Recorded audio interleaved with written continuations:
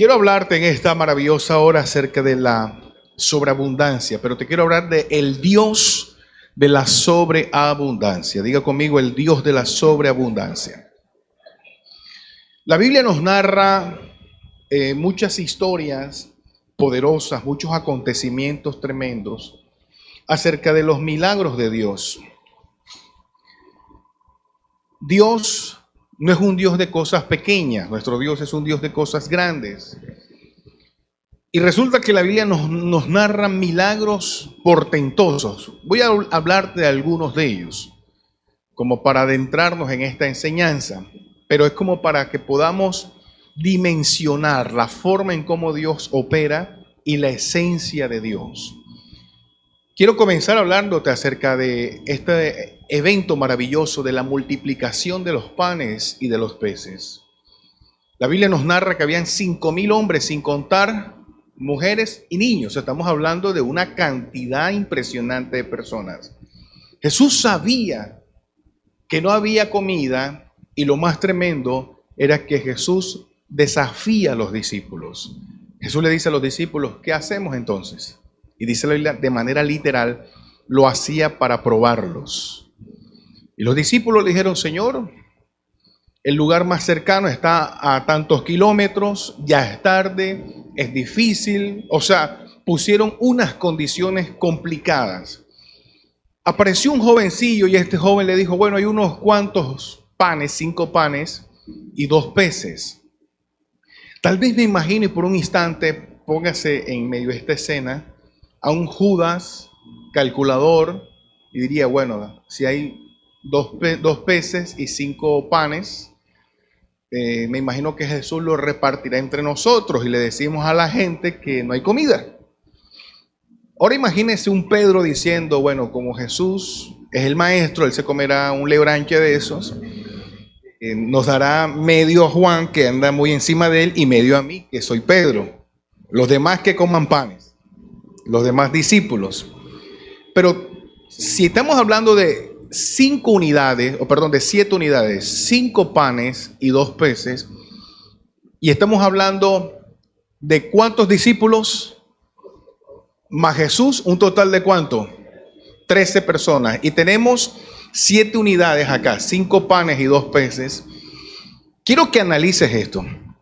La lógica humana tenía obviamente una matemática, no alcanza para todos. ¿Quiénes eran candidatos a primero comer? Los discípulos.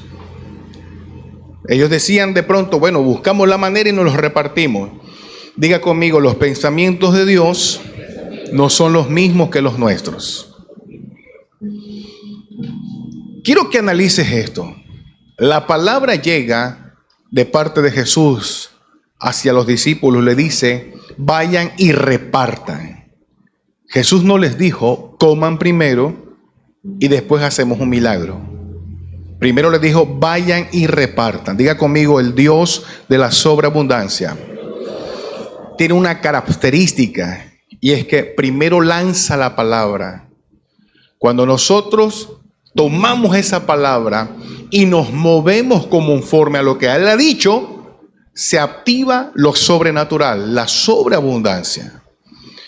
Y dice la palabra que cuando estos hombres comenzaron a repartir, todos comieron y quedaron saciados. ¿Qué sucedió entonces? ¿Cuántas canastas quedaron? ¿Cuántos individuos habían? 12 discípulos, más Jesús, ¿cuántos? ¿Por qué Jesús no escogió o no quedaron 13 canastas, sino 12 nada más? Ahora, ¿por qué los discípulos nada más? O sea, ¿por qué ellos no se saciaron solamente, sino que también tuvo que quedarle a ellos una canasta? Diga conmigo, porque nuestro Dios es un Dios de sobreabundancia. Ellos pudieron haber comido normal y la Biblia decir, y todos comieron y se saciaron, pero no. La palabra es clara cuando dice que todos comieron, todos se saciaron y quedaron 12 canastas. Quiero que analices esto. No se te pierda del foco esto que estamos hablando. Si hay milagros de sobreabundancias, si hay respuestas como estas, es porque existen detonantes para que hayan estos milagros, para que haya esta sobreabundancia. Ahora vamos a otro ejemplo. Lo que fue el maná del cielo. Hay muchos ejemplos bíblicos. 2.700.000 de hebreos que salen de Egipto, dice la Biblia, que Dios enviaba todos los días el maná. Todos los días. Ellos comían. Uno de ellos se atrevió a guardar para el día siguiente. ¿Y qué sucedió? Se pudrió. Porque la sobreabundancia de Dios no es para que nosotros lo disfrutemos mañana, sino hoy.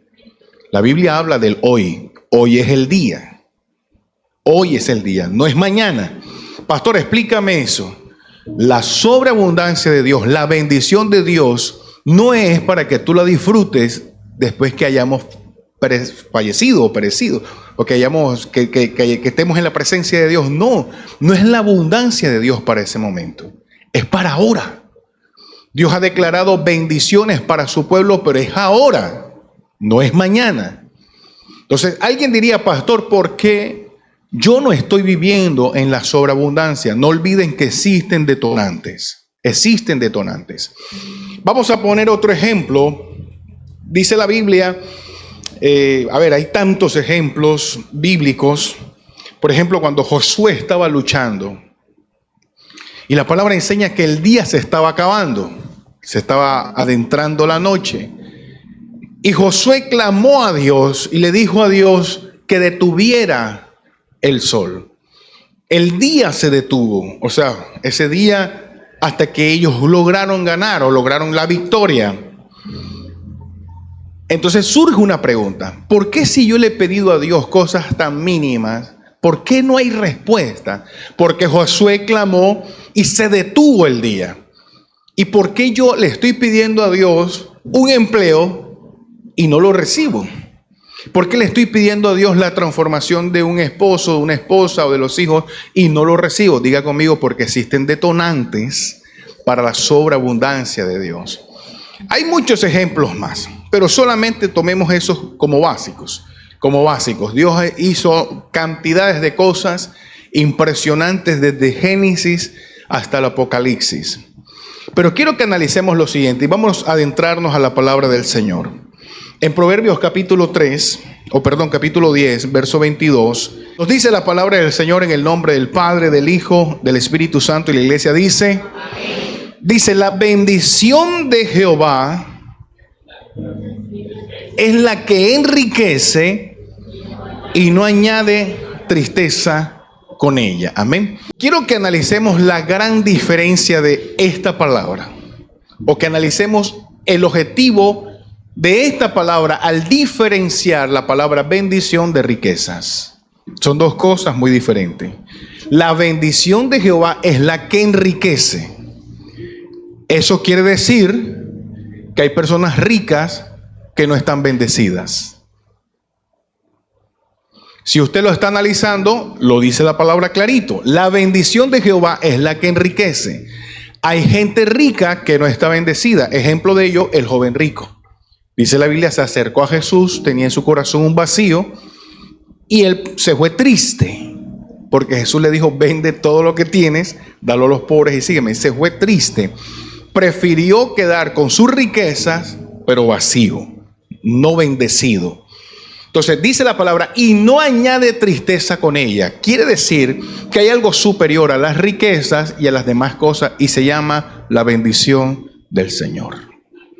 Pero si estamos bendecidos, ¿por qué no estamos enriquecidos? Y es ahí donde muchas personas se frustran y dicen, si yo estoy trabajando, estoy buscando el Señor, estoy ayunando, estoy congregándome, estoy diezmando, estoy ofrendando, ¿qué es lo que pasa? ¿Por qué no está la bendición o por qué no está la riqueza? Vamos a ver otros ejemplos bíblicos. Efesios capítulo 3, verso 20. Y aquel que es poderoso para hacer algunas cosas, todas las cosas, mucho más como de lo que ¿qué? O entendemos según el poder que actúa en nosotros. Aquí nos está diciendo el apóstol Pablo que si nosotros pedimos algo, Dios tiene el poder de darnos no solamente lo que estamos pidiendo, sino algo más grande de lo que estamos pidiendo. Pero hay una condición en esta palabra, hay un código pequeño en esta palabra. ¿Cuál es? Según el poder que actúa en nosotros. Entonces, estamos hablando de un Dios de sobreabundancia. Estamos hablando de una bendición que enriquece. Estamos hablando de detonantes que activan la sobreabundancia. Pero, pastor, yo estoy buscando a Dios. ¿Cuáles serían esos detonantes? Vamos a la palabra del Señor, porque cada una de estas personas tenían algo en particular para vivir en la sobreabundancia. Yo quiero que usted en esta mañana se mire en la palabra de Dios, se refleje en ella, porque tal vez muchos de nosotros, el enemigo nos ha atacado, ¿sabes? Y nos ha dicho, ¿tú por qué buscas a Dios si tienes tantas necesidades? Hay tantas deudas, tantas cosas. Y a veces el problema no es ni siquiera ni del diablo, sino nuestro. Porque a veces es nuestra parte. Lo triste es que todo lo generalizamos con Satanás. Y somos nosotros los que a veces abrimos puertas. Pero ¿qué dice la palabra del Señor? Por ejemplo, en 1 Samuel capítulo 2, verso 30. Y quiero comenzar a hablarte de esos detonantes. Detonantes que pueden activar la sobreabundancia en tu vida. Y vamos a entenderlo bíblicamente. 1 Samuel capítulo 2, verso 30 dice, por tanto el Dios de Israel dice, yo había dicho que tu casa y la casa de tu padre estarían delante de mí perpetuamente. Mas ahora, ha dicho Jehová, nunca yo tal haga. ¿Y qué dice Dios? Porque yo honraré, no te escucho, yo honraré, y a los que me desprecian serán tenidos. O sea, no dice, yo honraré a los que me honran y a los que me desprecian, yo los voy a despreciar. No, sino que dice, serán tenidos en poco. Quiere decir que los que honran a Dios, es un ejemplo básico, Dios les dará, los sentará en su mesa y Dios les dirá, bueno, pidan lo que ustedes quieren. Alguien dirá, quiero salmón gratinado, otros dirán, quiero esto, quiero lo otro. Pero aquellos que no honran a Dios, Dios por su misericordia le dice, llévenle un banano allá afuera.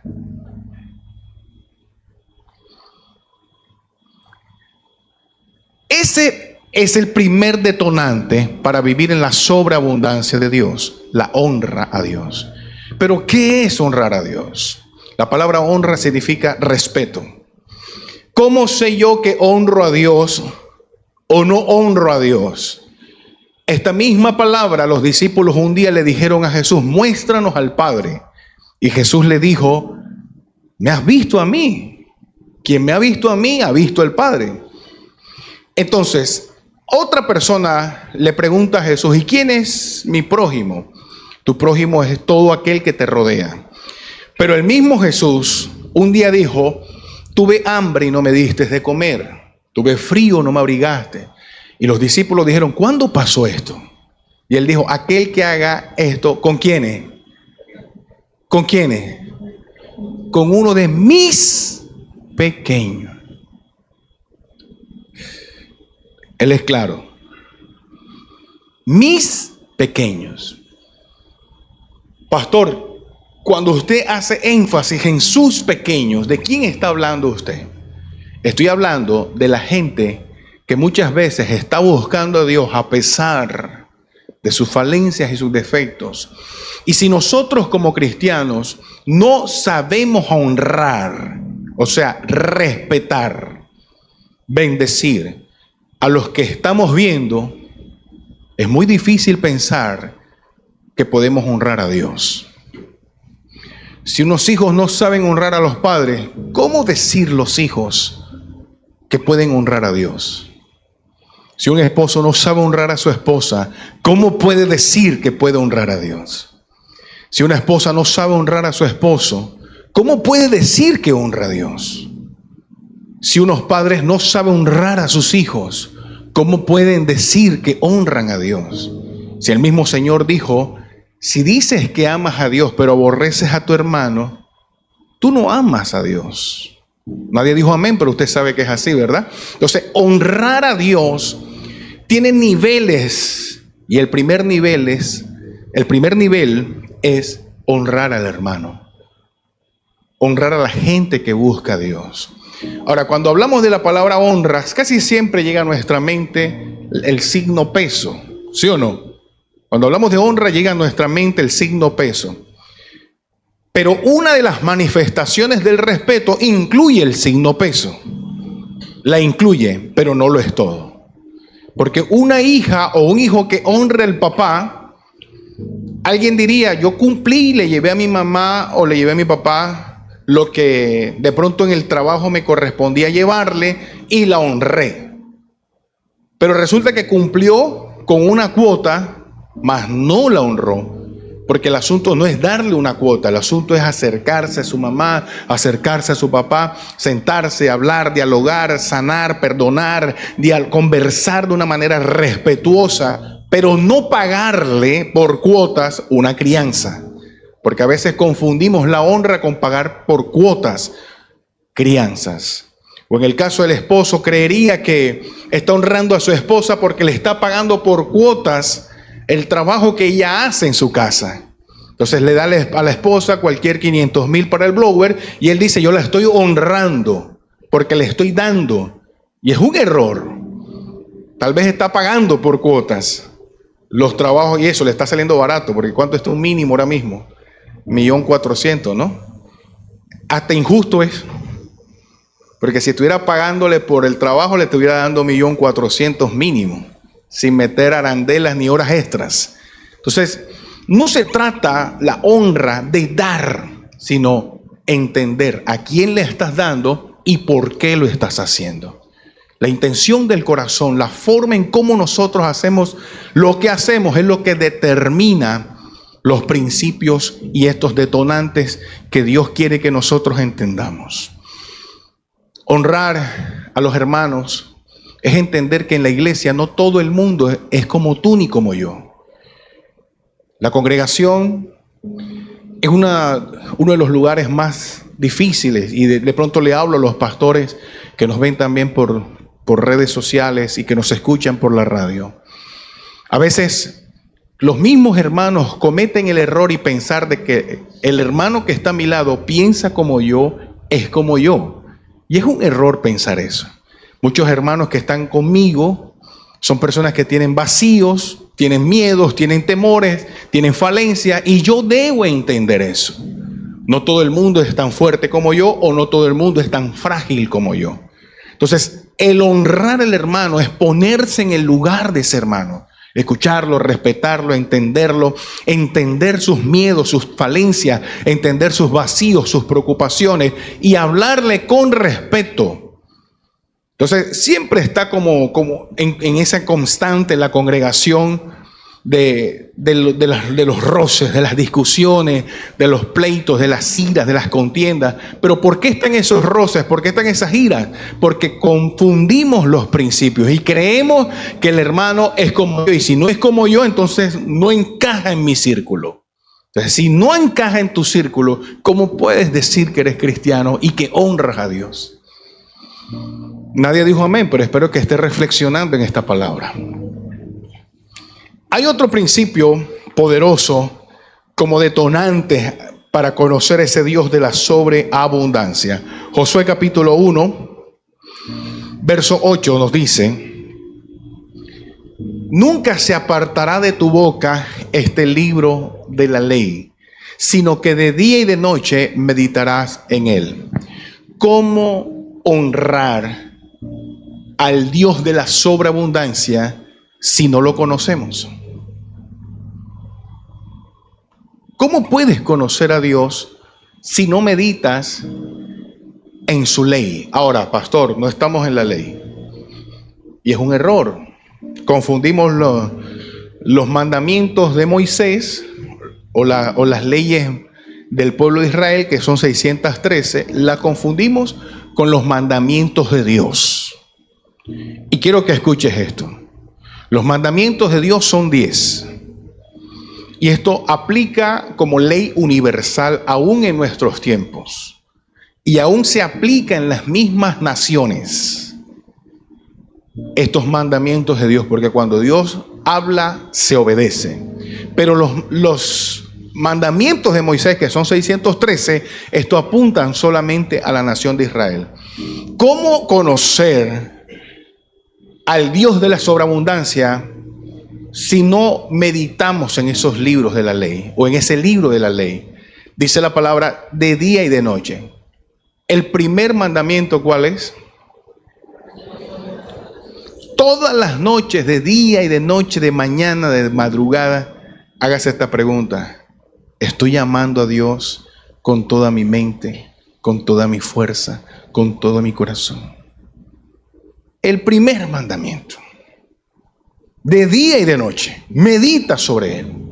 Entonces, estamos en unos tiempos donde muchos cristianos, pero más Ronaldo que cristianos bíblicos, se ausentan de las congregaciones hasta el miércoles de ceniza, ¿verdad? Porque llegan los grados, porque llegan las fiestas, los matrimonios. Entonces muchos de ellos comienzan a aflojarse en la fe. Este tipo de persona, en un momento, digámoslo así, de miércoles de ceniza hasta, no sé, hasta el 30 de octubre, le reclaman a Dios y le dicen: ¿por qué no estoy en la sobreabundancia? ¿Por qué no vivo en la abundancia? Si yo te busco, yo te oro, yo clamo. Una persona que no medita en la palabra de Dios de día y de noche, en su ley, es decir, que no evalúa si ama a Dios o no lo ama, le reclama a Dios. Le dice: si yo te busco, Señor, pero ¿conoces realmente a Dios? Pregúntate eso. Entonces sigue diciendo la palabra, para que guardes, diga conmigo, una cosa es guardar y otra es hacer. Si usted va a construir algo, el hecho que usted tenga los materiales almacenados en una bodega, ¿ya usted está construyendo? Hay mucha gente que tiene conocimiento bíblico. Hay gente que conoce, mejor dicho, del Génesis al Apocalipsis, la Biblia entera, pero no hace ni un versículo, ni medio versículo. Entonces, ¿de qué sirve que sepas Biblia cuando no guardas, no haces lo que dice la palabra? Entonces, la palabra es clara y nos dice: para que guardes y hagas conforme a lo que te gusta que está escrito en la palabra. ¿Verdad? Todo. Y que esa palabra todo incluye aquellas cosas que no nos gustan. Una de las cosas que no nos gusta es que el Señor nos dice en su palabra: el que quiera seguir en pos de mí, ¿qué dice? Fíjese usted que tenemos el conocimiento. Ahora hazte la pregunta: ¿me he negado a mí mismo? Y esto es un tema delicado, ¿sabes? Porque negarnos a nosotros mismos implica muchas veces hacer cosas para Dios que nuestro cuerpo muchas veces no quiere. Como un ayuno, como el congregarte, como el estar en familia, como en tantas cosas que Dios nos demanda, que incluye el tomar la cruz, como en alejarte de cosas que te restan, no que no te está sumando. O sea, tomar la cruz es eso. Entonces, dice la palabra: para que guardes y hagas conforme a todo lo que en él está escrito. Entonces, aquí comienza el detonante: porque entonces harás prosperar tu camino y todo te saldrá bien. Pero queremos que nos salga bien todo, queremos vivir en la sobreabundancia, queremos la prosperidad de Dios, pero ni buscamos la presencia de Dios, ni meditamos de día y de noche, ni buscamos la oración, en oración, ni nos congregamos como Dios desea que nos congreguemos, pero queremos la sobreabundancia de Dios. Y es por ello que existe la frustración en muchas personas. Se congregan y dicen: pero yo estoy buscando a Dios. Ahora, este es un lado de la moneda. Entendamos el otro lado de la moneda. verso 9. Dice: mira que te mando que te esfuerces y seas valiente. Este es el otro lado de la moneda. O sea, te estoy hablando ahorita de aquellos que no guardan, que no hacen, que no meditan, que no buscan. ¿Verdad? Los que se duermen en el culto, digan amén. Mira que te mando que te esfuerces y seas valiente. Este punto aquí entra en las personas que están buscando de Dios, que oran, que ayunan. Mira que te mando que te esfuerces y seas valiente. Escucha esto. Aquellos que buscamos a Dios, y te voy a poner un ejemplo bíblico. Job estaba metido con Dios.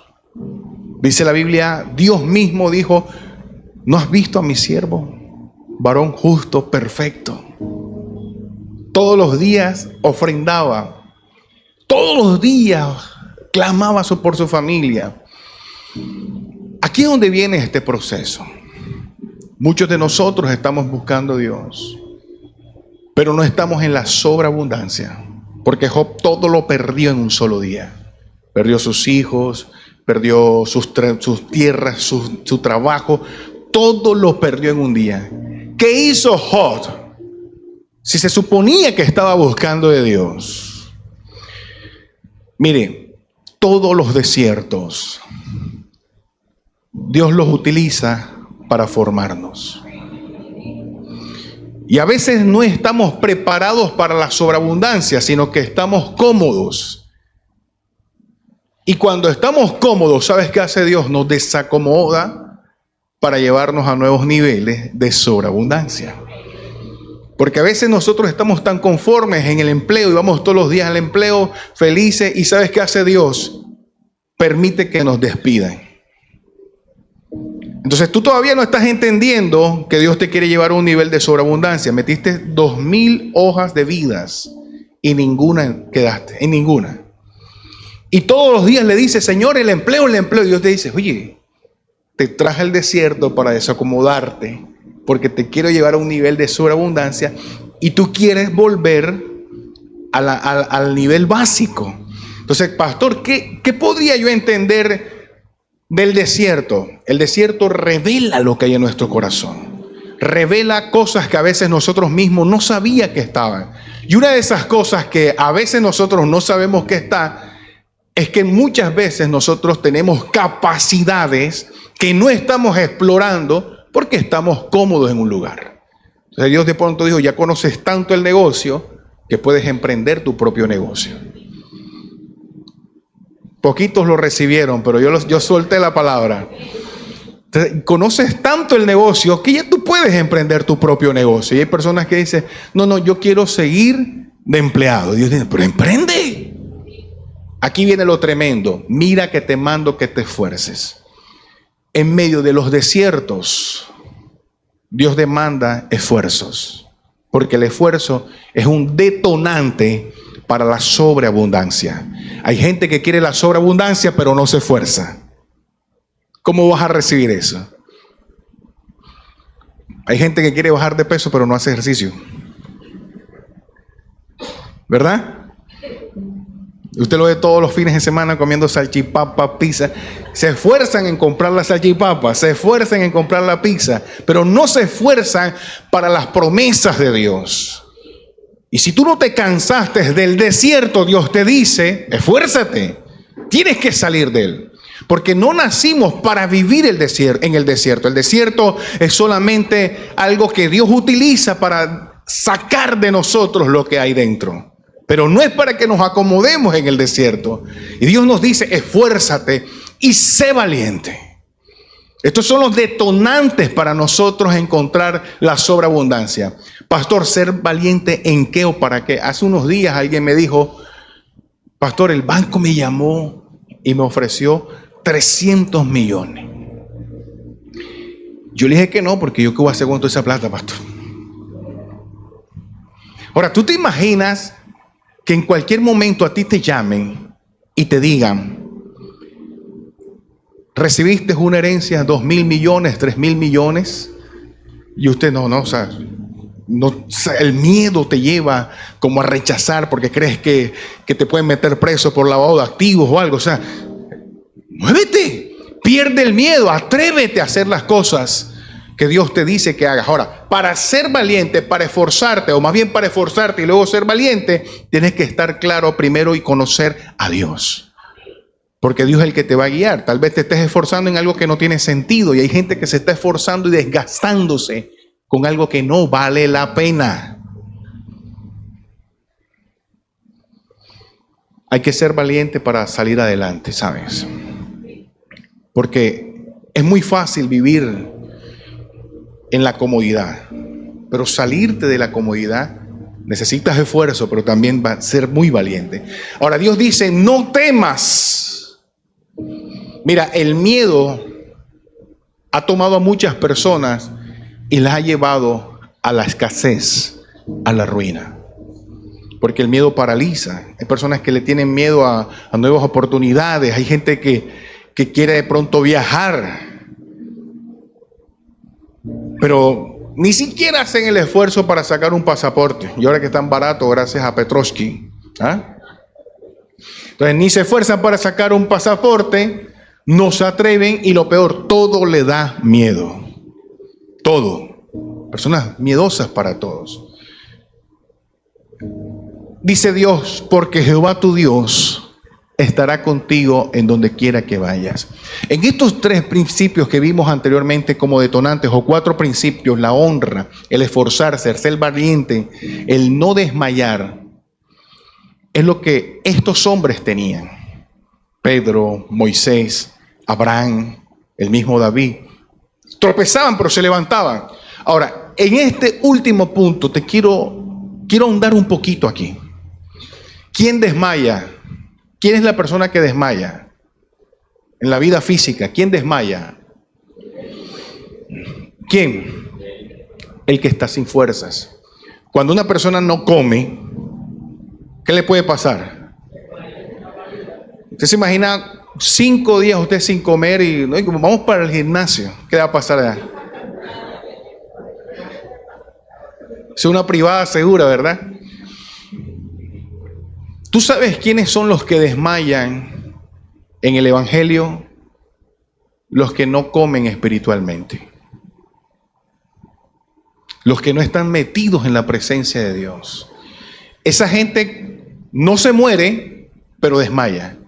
Entonces son gente que siguen siendo cristianos, pero se reinician. Entonces duran de pronto 2 años en una congregación y algo pasó, como no tenían un fundamento, desmayaron.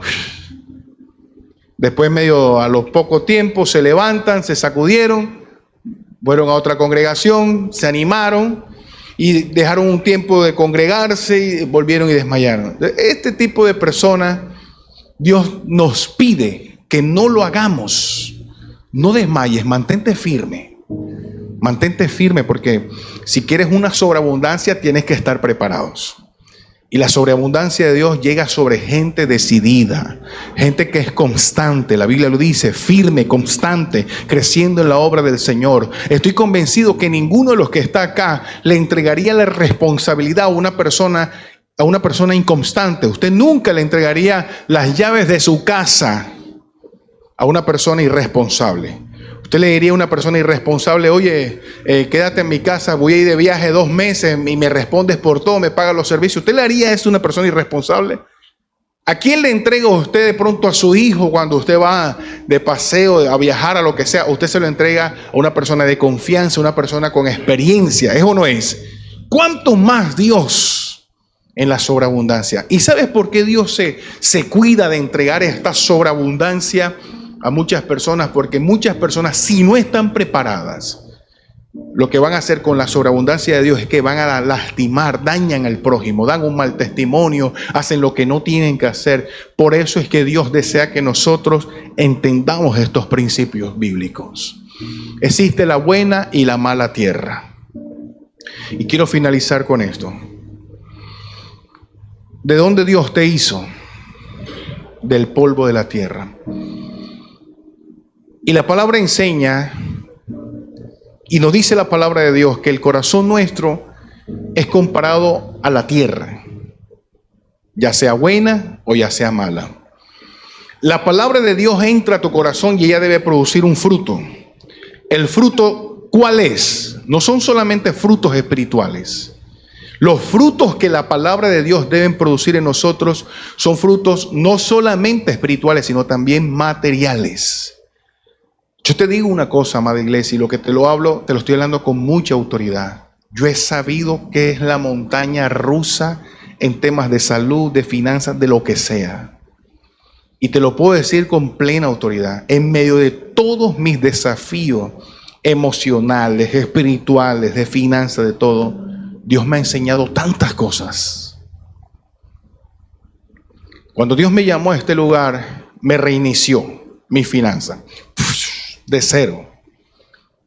Y de pronto Dios permitió un bálsamo. Permite ese bálsamo. Yo me sentí por un instante feliz. Pero luego Dios, en medio de ese bálsamo, me enseñó un principio poderoso. Cuando yo estaba en el mundo y estaba aparentemente bien, estaba rodeado de tanta gente que me amaba. Cuando llego a los pies del Señor y Dios me reinicia, mucha gente se fue. Luego en Dios yo dije, bueno, gloria a Dios, tengo al Señor, tengo mi familia, tengo a mis hermanos, tengo la congregación. Dios es bueno, si Dios está conmigo, lo demás es lo demás. Y Dios me permitió un bálsamo. Cuando tenía ese bálsamo, estaba rodeado de mucha gente, aún dentro de la misma iglesia, y pastores y gente y todo eso. Y hace un tiempo para acá, ¿sabes qué hizo Dios? Me tiró otra vez en el desierto. ¿Y sabes qué me enseñó Dios? Que aún en la misma iglesia debo entender que hay buena y mala tierra. Aún en la misma congregación.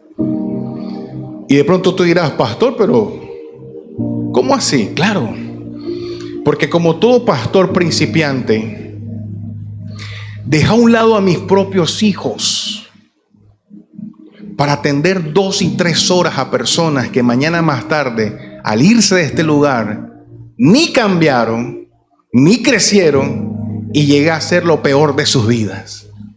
Y Dios me dice, ¿estás aprendiendo que no todo el mundo es buena tierra? ¿Estás aprendiendo que la sobreabundancia de Dios no implica solamente dinero, sino también conocimiento, sabiduría, diferenciar entre lo bueno y lo malo? Diferenciar entre personas que vale la pena tú quitarte una mano y dársela, la piel dársela, pero hay otros que es mejor tenerlos distantes. La sobreabundancia de Dios significa dejar que Dios te guíe y las demás cosas van a llegar solitas. Pero es poniendo a Dios primero. En medio de estos altibajos que hemos tenido, he visto cómo Dios ha estado poderosamente a mi lado. He tenido necesidades. Nunca jamás en mi vida había pensado pasar por lo que he pasado. Pero he visto cómo Dios ha hecho milagros grandes en mi vida. Me he sentido a veces solo, aún estando rodeado de tantas personas. Pero el desierto nos enseña a la sobreabundancia de Dios. Y algo que quiero finalizar con lo que te voy a decir. Cuando hablamos de la sobreabundancia, estamos hablando de que Dios prepara el terreno de una manera fuerte para algo grande.